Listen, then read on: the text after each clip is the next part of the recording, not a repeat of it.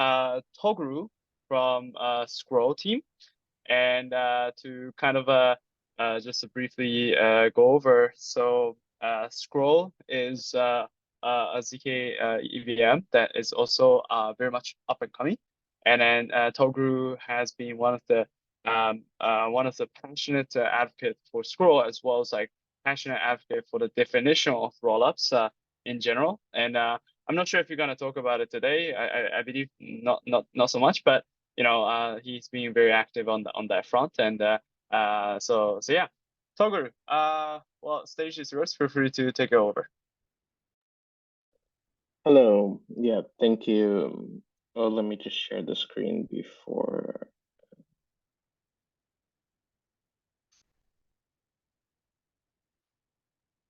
Hello. Nice, I see you, Hello. man. Hello. Long time no see. Hello. Yeah, can you see my screen? Yes. Perfect.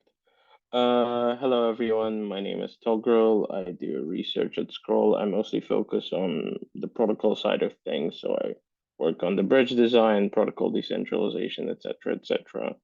And today I'm going to be introducing and overviewing rollups, provers, and zero knowledge rollups. So you probably have heard about rollups. There's been a lot of talk about them in the last few years. And there are two types of rollups: optimistic rollups and zero knowledge rollups. Or I'm kind of forced to say it because the Starkware folk don't really like it when we refer to them as zero knowledge rollups, validity rollups. So the main difference between the two is in how the validity of the protocol is being enforced. So, or optimistic rollups utilize fraud proofs. So you have a sequencer, it proposes ordering, then the ordering is published on the base layer. Then the executor fetches the ordering data, it publishes the state root, and then if the state root is invalid, the challenger fetches the challenger fetches an ordering and the state root, and then in case the state root that was committed by the executor is invalid, it just challenges the state root. And there are two ways to challenge the state root. One is a non-interactive single route challenge. So essentially, you just replay the entire transaction or a subsection of the transaction from the start to end on the base layer, which is not ideal if you are not using P2P proofs because essentially you're limited in how much gas your transaction can consume. This was originally used by Optimism, but then they realized at some point that actually that's not really viable for complex transactions, and so they switched it out for Canon, which is another type of fraud proof, which is called an interactive multi-round fraud proof. In this case, instead of just the challenger re-executing the transaction, the challenger and the asserter, which in most cases is the executor, but anybody can take the position of the executor, go back and forth, dissecting the state to the point where they get to just one opcode that they have to execute on chain. This is not ideal from the perspective of efficiency because you have to go back and forth. So the time consumed in the worst case scenario with their censorship is longer than just re-executing the entire transaction. But the benefit of it is it's much cheaper to execute on chain, and on top of that, it's also possible that your transaction cumulative gas consumption of your transaction can be drastically higher than the block gas limit of the L1, which means that you can essentially challenge anything trivially on the L1. And zero knowledge rollups utilize, surprise, surprise, zero knowledge proofs. So you can see there's some proposed preliminary ordering. The ordering is published on the base layer. Then the prover fetches the ordering data. It computes the proof and publishes the validity proof, and voila, a certain batch is finalized. So typically there are two protocol participants within a ZK rollup. There are possibilities that you can have one, but usually we just use two protocol participants. So one role is a sequencer, and the other is a prover.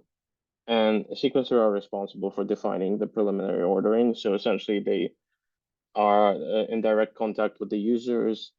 The users propagate their transactions to the sequencer. Sequencer either provides some receipt that guarantees that they'll include that transaction or doesn't, depending on the implementation.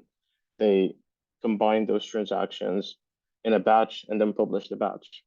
And the provers are responsible for forcing the validity. And they do that through zero knowledge proofs or validity proofs because in reality, in this case, zero knowledge proofs, we use zero knowledge proofs for succinctness, not for the privacy aspects of zero knowledge proofs, and therefore we actually usually refer to them as validity proofs.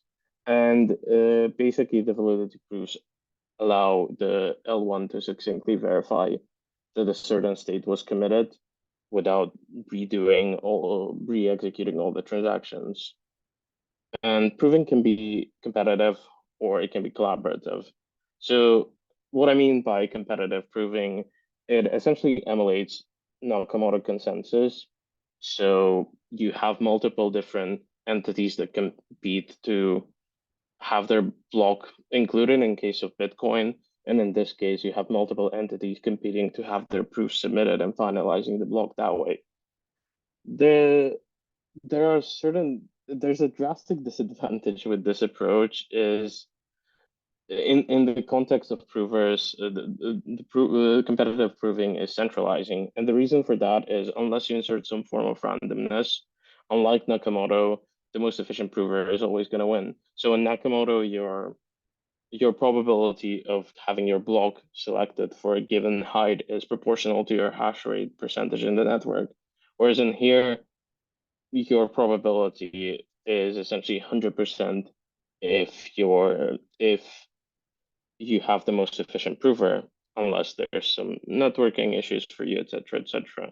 Which means the long term, everybody else is disincentivized to compute proofs, and you'll end up having one or two provers maximum competing with one another to have their proofs submitted, which is not very resilient. It doesn't really affect the security per se, but it's still not an ideal situation because let's say if that prover fails for one reason or another, you're stuck with a liveness failure and you need some fallback or whatever.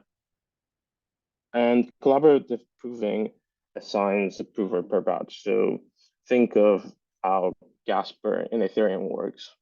You have slots, and for each slot, you deterministically select a leader through some form of election mechanism that involves randomness. And that leader is the sole entity responsible for proposing a block for that slot. And the same is true here. So you elect a prover, and that prover is responsible for producing a validity proof for that batch. And in collaborative proving, you need a fallback scheme because let's say if the primary prover fails for a given batch, then your protocol will just stall. And therefore, you have to have a fallback which elects a second prover or makes it permissionless. There are different ways that you can implement it, and basically uh, still retain your liveness guarantees. And proving can be sequential or parallel. The problem with sequential proving is that if the proving time is longer than the block time, your finality time increases superlinearly. So think of it this way. Say you have 100 blocks and the proving time is 2 minutes and the block time is 10 seconds. You can see if you wait until the previous block is proved before you start proving the next block, you can see how as the number of blocks grows, your finality time grows superlinearly to the point where at some point you'll have finality guarantees that are slower than the finality guarantees of optimistic rollups, rendering zero knowledge proofs and zero knowledge rollups pointless. And therefore, it's not a good way of implementing things. It can only work if your proof time is shorter than the block time, which is unlikely, at least for the foreseeable future. And the lower bound on finality for sequential proving of n blocks is n times proof time, as I explained previously. And the lower bound on finality for parallel proving of n blocks is proof time plus n minus 1 times block time, which means that essentially we can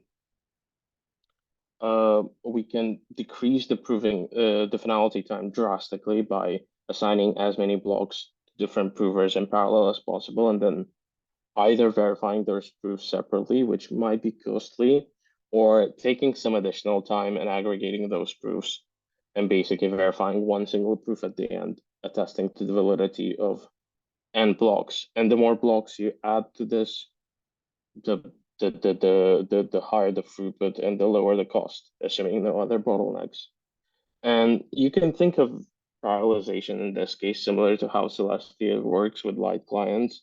So in Celestia, the more light clients you have in the network sampling the data availability, the greater the block size can be. And the same is true here. Again, assuming no other bottlenecks, the more provers you have in the network that you can assign different batches to in parallel, the higher your throughput can be.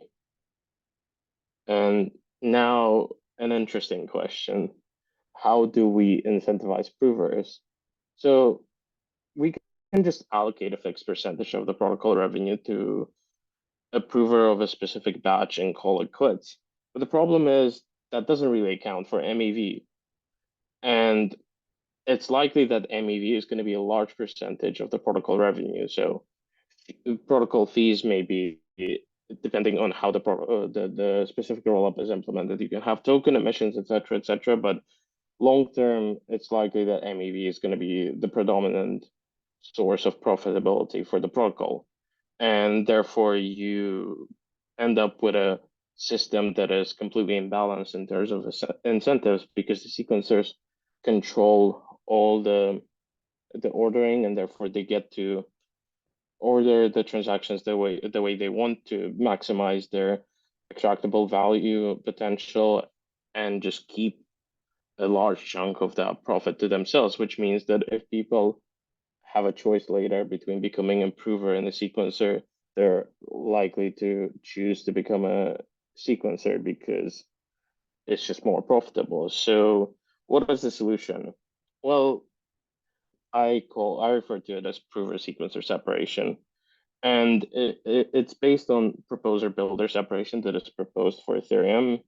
In Shrine 1, Ethereum already has proposer builder separation that is out of protocol. But so essentially, in case of Ethereum, you have specialized entities called builders, which are good at maximizing building blocks that maximize the profitability of that block through extracting as much value as possible. And then we use a first price auction for those builders to compete with one another to have their blocks selected by the proposer for a given slot and then added to the block. And a similar thing is true here. You have sequencers who specialize in maximizing extractable value, competing with one another to have their block selected for a given batch and basically share the revenue with the prover through the process of bidding. And PSS can be enshrined, which means that it's part of the protocol, similar to how Ethereum is planning to enshrine PBS into the protocol, or it can be external.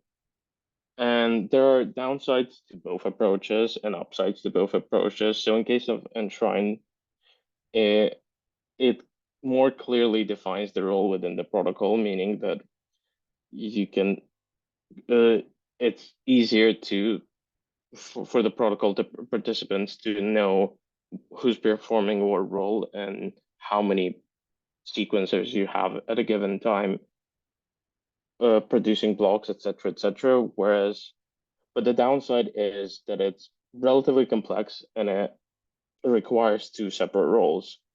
An external is simpler because you just have one role internally and then the builders, or in this case, the sequencers, are external to the protocol. So from the perspective of a full node operator or a light node operator, the sequencers don't even exist. They're just somewhere there. So a prover can just be a sequencer themselves, for example. But the downside of this approach is, as I mentioned previously, in the benefits of enshrinement, is that you're you just don't know whether there are enough builders, etc., participating in the network, which creates a situation where you can end up with, let's say, one builder doing everything, and it'll be difficult to tell, and which can result in bad resilience for the protocol. And before I end, I'll shortly touch on a few other things that have emerged recently in this space. One is prover markets. So you can think of prover markets as general purpose marketplaces for provers to purchase computational power to compute proofs, similar to how NiceCash works in case of proof of work. So an example of a prover market would be Nil Protocol. They're working on a system where you can essentially generalize a prover for any protocol and just have one market where anyone can just purchase computational power from this pool of provers. And then there are also prover networks, which are application specific marketplaces, similar to how Lido works in case of Ethereum. So you have a prover market that specializes only on one chain or a specific use case, and it just provides the computational power for that specific use case.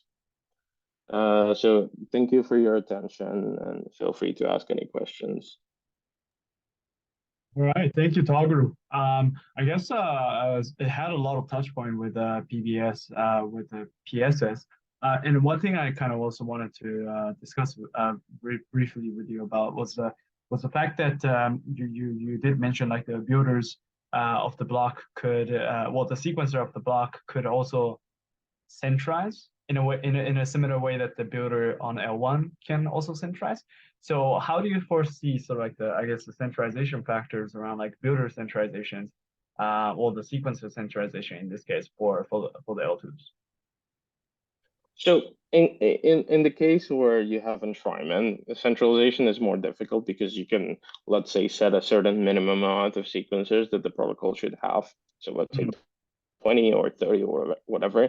With external, it's a bit more difficult because the protocol is agnostic to how the blocks are produced. So there might be only one sequencer producing all the blocks. In case of L2s, that's not as big of a problem as, let's say, in Ethereum, because you still have inclusion lists through the L1, so the force inclusion. But that's not ideal because that will cause a lot of delay and it will still be costly. So in case you do external PSS, I think the best approach is to still have some form of inclusion lists, similar to how Ethereum is planning to have them, and just enforce them, enforce certain real-time censorship guarantees. Obviously, you can never guarantee 100% that a certain transaction will be included within a certain amount of time, but increase the resilience of real-time censorship resistance through inclusion lists. I see. I'm trying to see like from the sequencer slash builder's perspective, like if it is possible to sort of like, I guess, replay the same sort of like competitive dynamics that is happening within the builder space in L1, and then kind of have the same things happening in L2, meaning that if the sequencer would be possible to do things like private order flow type of things that the builders on L1s are already doing, or is that something that can be like, I guess, controlled by the protocol or to some extent? I feel like depending on how you do it, you could obviously, let's say, require a sequencer or like let's say provers to commit to a certain set of transactions on the L1 by posting a hash of their cumulative string or somewhat like that. But I feel like in general, unless you want to go that route, which I don't think would be very efficient, you would still have a possibility of given sequencers having private order flows. It's especially true with external sequencers because it's likely that you'll end up having like 5 to 10 builders max who control the majority of the blocks, which means that users are essentially incentivized to send the transactions directly to them Right. versus the P2P network. Gotcha. I see. And I guess in that case, then yeah, you will probably see some sort of like a builder competitions and potentially some sort of like centralizing effect to like one builder controlling like 40-50% of the order flow that is going through the network in that case. Yeah, you can potentially end up with a single builder controlling the large percentage of the order flow. But again, there are certain mitigations here. So let's say if you have inclusion lists, then there's not a lot a builder or a sequencer can do in this case because they're bounded to they're essentially forced to include certain transactions even if they don't want to, or they'll just be forced, they'll be just slashed. So yeah, so there are certain mitigating factors that you can implement, but ideally I would like to have a protocol set up that doesn't really need to do that, because one of the goals with L2s is to minimize the overhead, because if you're doing the same thing that an L1 is doing, you're just adding so much overhead on top of what you need to do, and therefore it just doesn't really make sense to emulate L1s completely. Gotcha. And do you foresee that a lot of the I guess a lot of the PSS stuff will be sort of like, how should I say, built enshrined in the scroll protocol, or do you foresee that it may kind of exist as an out protocol implementations of that kind of marketplace, and then maybe one day enshrined? I'm not sure. It depends on other factors that within the protocol. So, for example, whether we decide to use a BFD consensus or something else. So the problem with having external PSS with a BFD consensus is that ideally we would need quite a significant number of provers, let's say a few hundred to 1,000, which is not really great for a BFD consensus because usually a classic BFD protocol can support up to a few hundred nodes, which means that we have to limit the number of provers that we can have in the network at any given time. We can obviously do like random committee sampling, etc., but then you degrade the liveness guarantees of the protocol, and therefore, at least at the moment, I'm not really sure if external will work with a classic consensus mechanism. Gotcha. Also, another thing that I was curious to kind of like hear your thoughts on was the, as you mentioned, like I think the prover incentive game is something to be kind of like a little bit more explored, and I think Ben from Matter Labs previously, well, earlier in the day, have also kind of alluded to the possibilities of kind of like bringing back the POW-like system back for the prover networks that may or may not have under the rollups. Like that prospect seems like a kind of like hovering around for a lot of the prover networks that may sit under those ZK rollups. What's your general takes on those POW types of incentive mechanisms that may emerge? So let's assume that you would have some form of randomness embedded into this POW like mechanism, because otherwise you end up with a system that the most efficient prover always wins. Right. So let's assume that even in that case, I feel like, especially if you want to parallelize, and you kind of have to because your prover times are longer than your block times, at least for the foreseeable future. It's going to be like that.